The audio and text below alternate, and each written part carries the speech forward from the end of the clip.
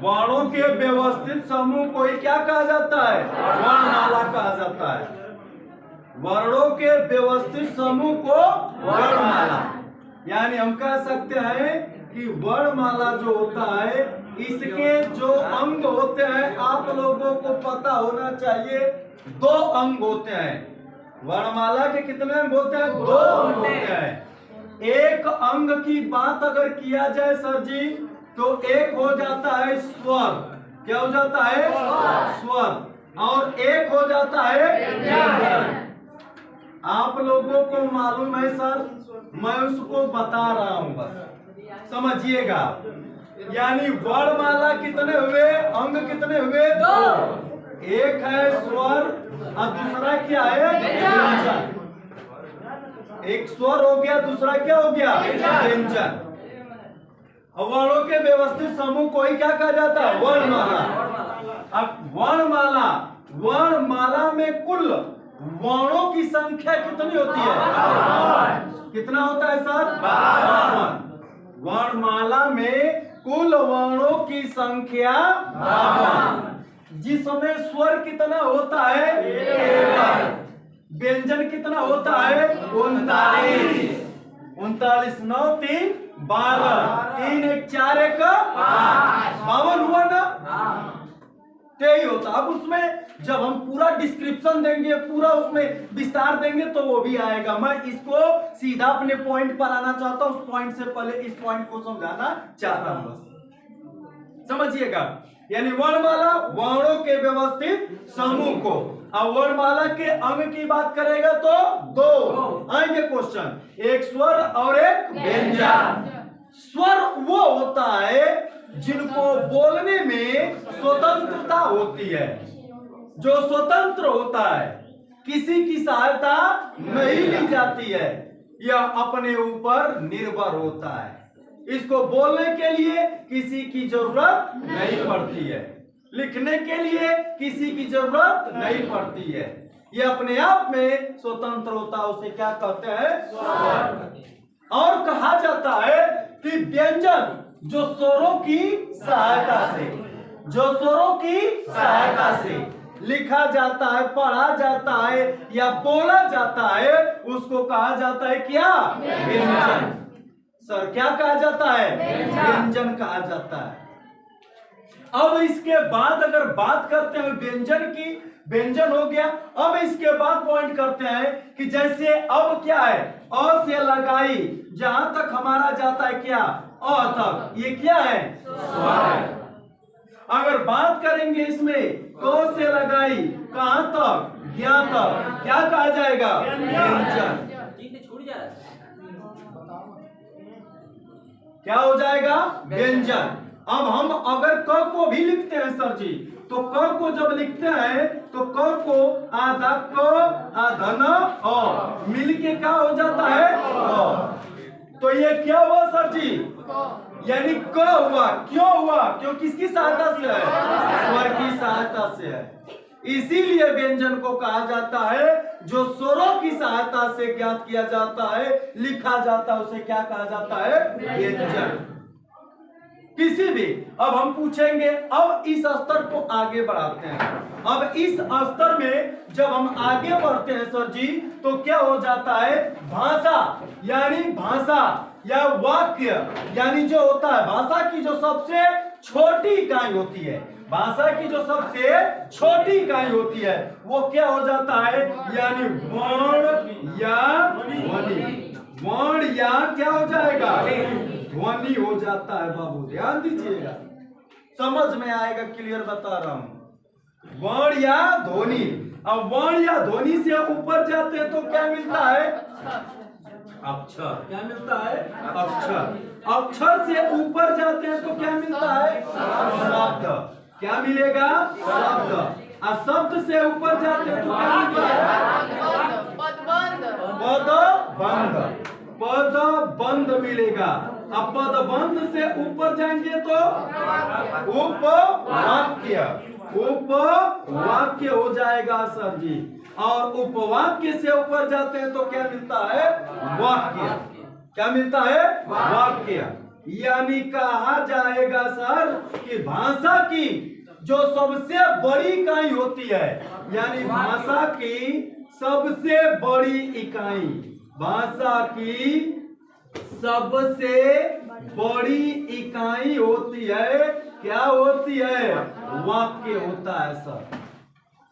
और भाषा की जो सबसे छोटी इकाई होती है, भाषा की सबसे छोटी इकाई, भाषा की सबसे छोटी इकाई क्या होती है? वर्ण या ध्वनि, वर्ण या ध्वनि। लिपिबद्ध माना जाएगा। अगर लिपिबद्ध पूछ रहा है तो भाषा की सबसे छोटी इकाई वर्ण हो जाएगी। और हिंदी भाषा किस लिपि में लिखी जाती है? हिंदी किस परिवार की भाषा है? आरोपी। हिंदी किस परिवार की भाषा है? आरोपी। अब आरोपी परिवार की भाषा कितने प्रतिशत बोली जाती है? 73%। अब भारत में हिंदी कितने प्रतिशत बोली जाती है? 56%। कितना? 56%। अब विश्व में सबसे ज्यादा बोली जाने वाली भाषा अंग्रेजी है सर, इंग्लिश है सर। विश्व में सबसे ज्यादा बोली जाने वाली भाषा अंग्रेजी है। और दूसरे नंबर पर चीनी तिब्बती है, और तीसरे नंबर पर हिंदी है। कौन है? हिंदी। चीनी तिब्बती को ही मंदारिन कहा जाता है, ठीक है ना? और उसके नीचे जो आ जाता है, क्या आ जाता है? हिंदी। पहले हिंदी चौथे नंबर पर थी, अब हिंदी हो गई है तीसरे नंबर पर। तो भाषा की सबसे बड़ी इकाई क्या है? वाक्य। वाक्य को ही मैं यहाँ बताने की पूरी कोशिश कर रहा था, इसको समझिएगा। वाक्य मैं यहां पर लिखा था, वाक्य। वाक्य। अब वाक्य की जो परिभाषा हो जाती है, क्या हो जाती है? शब्दों का व्यवस्थित रूप जिससे मनुष्य अपने विचारों का आदान प्रदान करता है। यानी लिख सकते हैं शब्दों का व्यवस्थित, लिख सकते हैं शब्दों का व्यवस्थित रूप, शब्दों का व्यवस्थित रूप। वाक्य को समझिएगा, यानी शब्दों का व्यवस्थित रूप जिससे क्या होता है? मनुष्य अपने विचारों का आदान प्रदान करता है। शब्दों का व्यवस्थित रूप जिससे मनुष्य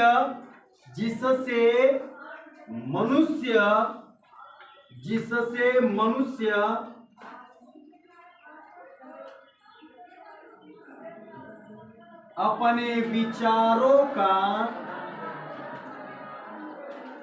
आदान प्रदान करता है, आदान प्रदान करता है, उसे वाक्य कहते हैं। उसे क्या कहते हैं? उसे वाक्य कहते हैं। समझ लीजिए, यानी शब्दों का व्यवस्थित रूप जिससे मनुष्य अपने विचारों का आदान प्रदान करता है, उसे वाक्य कहते हैं। यानी एक भाषा में हमें कह सकते हैं कि एक सामान्य वाक्य में क्या होता है? कर्ता होता है, कर्म होता है और क्रिया होती है।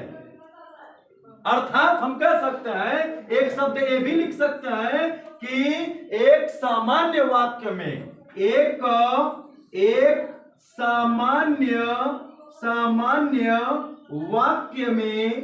वाक्य में क्या होता है? कर्ता होता है, क्या होता है? कर्म होता है, और क्या होता है? क्रिया होती है। कर्ता, कर्म और क्रिया होती है। एक सामान्य वाक्य में यह पाया जाता है सर जी। जो वाक्य होगा उसमें कर्ता भी होगा, उसमें कर्म भी होगा, और क्या होती है? क्रिया भी होती है। वैसे किसी भी वाक्य का निर्माण विभक्तियों के माध्यम से ही होता है। बिना विभक्तियों के किसी वाक्य का निर्माण नहीं होता है सर जी। और हिंदी में कुल विभक्तियों की संख्या कितनी होती है? 8। संस्कृत में 6, संस्कृत में और अंग्रेजी में भी भक्ति या केस कितने होते हैं? 3 होते हैं। सब्जेक्टिव, ऑब्जेक्टिव, पोसेसिव, जिसको संबंध सूचक या संबंध कारक कहा जाता है। समझिएगा, इंपॉर्टेंट है सर जी, बहुत इंपॉर्टेंट है, समझिएगा। यानी एक सामान्य वाक्य में क्या होता है? कर्ता, कर्म और क्रिया होती है। अगर हमको यह परिभाषा नहीं समझ में आया कि नहीं ये चीज सर हमारे पल्ले नहीं पड़ रहा है, तो हमको क्या करना पड़ेगा? एक परिभाषा है, 2 या 2 से अधिक पदों के सार्थक समूह को जिसका पूरा पूरा अर्थ निकलता है उसे क्या कहा जाता है? वाक्य। 2 या 2 से अधिक पदों के सार्थक समूह को, 2 या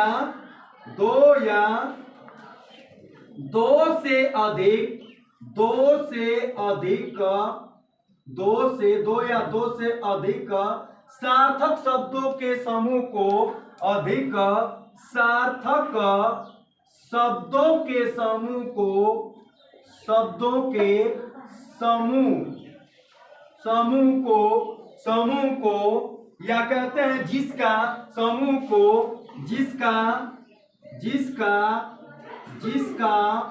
पूरा अर्थ निकलता है,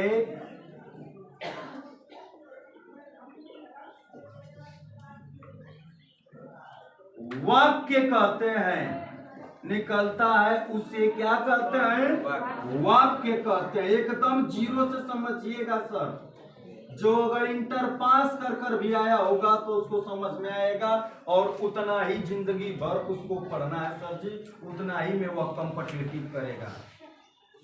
ये जान लीजिएगा, भले आप IAS का भी पेपर देंगे तो हिंदी कभी बदलने वाली नहीं है। मुहावरा वही रहता है, पर्यायवाची वही रहता है, विलोम वही रहता है, एकार्थी वही रहता है, लेकिन तैयारी कितनी मजबूत होती है ये आपके ऊपर निर्भर करता है।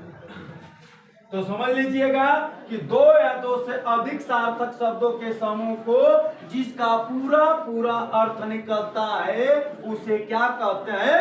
वाक्य।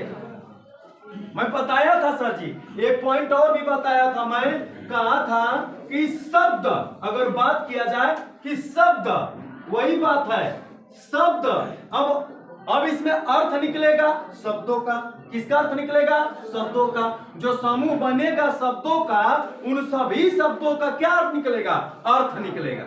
निकलता है ना, उन सभी शब्दों का अर्थ निकलेगा। लेकिन एक व्यक्ति, एक शब्द अकेले किसी वाक्य को अर्थ नहीं दे सकता है। कि दे सकता है? नहीं दे सकता है। इसीलिए लिखा गया है 2 या 2 से अधिक सार्थक शब्दों के समूह को जिसका पूरा पूरा अर्थ निकलता है उसे क्या कहेंगे? वाक्य कहते हैं। लेकिन एक शब्द है तो शब्द कहा जाएगा, एक शब्द है तो वह क्या कहा जाएगा? शब्द ही कहा जाएगा। जैसे शब्दों के बारे में मैंने बताया था कि वह शब्द क्या हो सकता है सर? सार्थक हो सकता है। और क्या हो सकता है? निरर्थक हो सकता है। वह शब्द सार्थक हो सकता है और क्या हो सकता है? निरर्थक हो सकता है। सार्थक जिसका कोई एक अर्थ होता है, जिनके बोलने में आपके अंदर, आपके सॉफ्टवेयर में, आपके मस्तिष्क में कल्पना बन जाती है, उसका चित्र बन जाता है, उसे क्या कहा जाता है? सार्थक। जिसको बोलने में अब आपके अंदर कोई कल्पना नहीं, कोई उसका चित्र नहीं, कोई आकार नहीं, तो वह क्या बन जाता है? निरर्थक।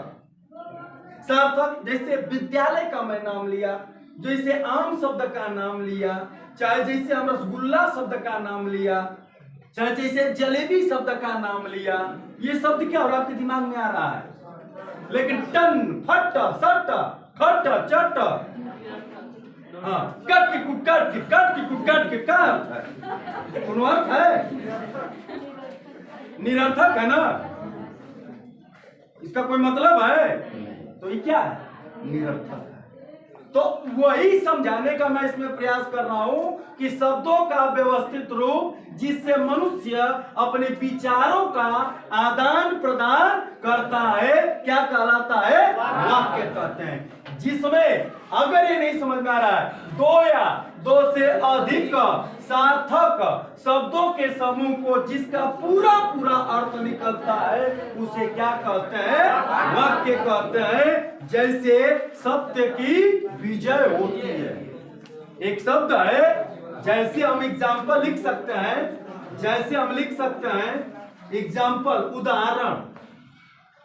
उदाहरण की अगर हम बात करते हैं, उदाहरण, सत्य की विजय होती है, सत्य की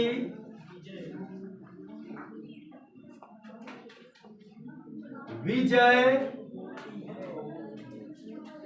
होती है। इसका अगर हम सब वाक्य पूरा देखेंगे सर तो इसका पूरा पूरा अर्थ निकल रहा है। सत्य की क्या होती है? विजय होती है। सत्य की क्या होती है? विजय होती है। यानी क्यों यह वाक्य है? क्योंकि इसका पूरा पूरा अर्थ निकलता है, क्योंकि इसका पूरा पूरा अर्थ निकलता है, इसलिए इसको क्या कहा जाता है? वाक्य। लेकिन अगर हम यहीं पर बोल दें सत्य विजय होती है, अगर हम लिख दे या किंतु कर ले, किंतु सत्य अगर लिख दे, सत्य विजय, सत्य विजय होती, सत्य विजय होती, निकल रहा है पूरा पूरा अर्थ। सत्य विजय होती समझ में आ रहा है? नहीं। सत्य शब्दों का अर्थ तो निकल रहा है, लेकिन वाक्य का अर्थ नहीं निकल रहा है। सत्य विजय होती, लेकिन यहाँ पर सत्य की क्या होती है? विजय होती है। पूर्ण कर रहा है इसको, लेकिन यहाँ पर सत्य विजय होती, किसकी विजय होती? सत्य विजय होती, लेकिन सत्य को क्लियर नहीं कर रहा है ना? यानी जिसका पूरा पूरा अर्थ निकले वही क्या कहा जाएगा? वाक्य कहा जाएगा। और यह इसलिए वाक्य नहीं है क्योंकि इसका अर्थ पूरा पूरा नहीं है, इसलिए यह वाक्य नहीं है। ध्यान दीजिएगा, अब बिना विभक्तियों के आप किसी वाक्य का निर्माण नहीं कर सकते। आप समझिएगा, अगर उस वाक्य को पूरा करना है तो हमें विभक्तियों का सहारा लेना पड़ेगा। यही कमियां करेगा आपके क्लास, आपके एग्जाम में। तो ध्यान दीजिएगा, यानी ये क्या है? वाक्य है, किंतु सत्य विजय होती यह वाक्य नहीं है, यह वाक्य नहीं है, नहीं है। क्योंकि इसका पूरा पूरा अर्थ नहीं निकलता है, अर्थ नहीं निकलता है, इसलिए यह वाक्य नहीं है, यह वाक्य नहीं है। और यह क्या है? वाक्य है। समझ आ गया सर जी? अब एक पॉइंट आता है सर जी, वाक्यांश। वाक्यांश एक पॉइंट आता, वाक्यांश। मिटाए इसको, नोट नहीं किए तो नोट कर लीजिए इसको, इस पॉइंट को।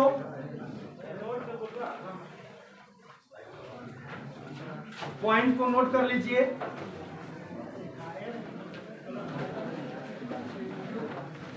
अब ये समय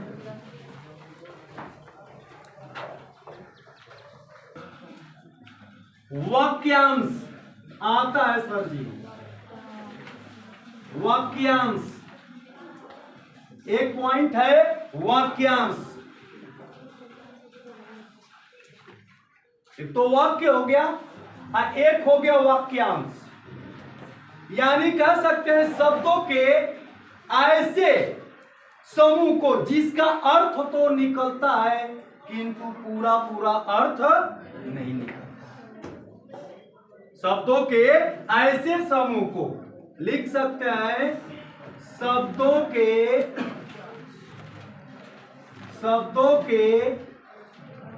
ऐसे समूह को, शब्दों के ऐसे समूह को जिसका अर्थ तो निकलता है, समूह को जिसका अर्थ तो निकलता है, अर्थ तो निकलता है, निकलता है, किंतु पूरा पूरा अर्थ नहीं निकलता है, किंतु पूरा पूरा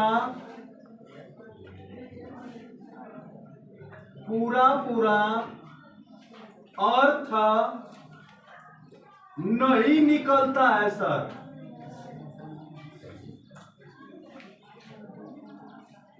नहीं निकलता है, उसे वाक्यांश कहते हैं, उसे वाक्यांश कहते हैं, वाक्यांश कहते हैं।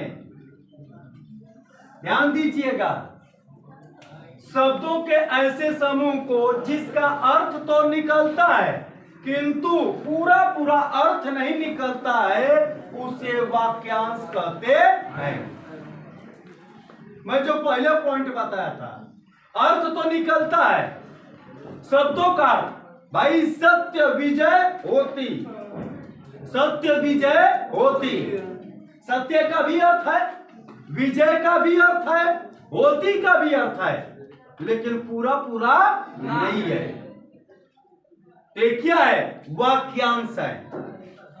वो क्या है? वाक्यांश है।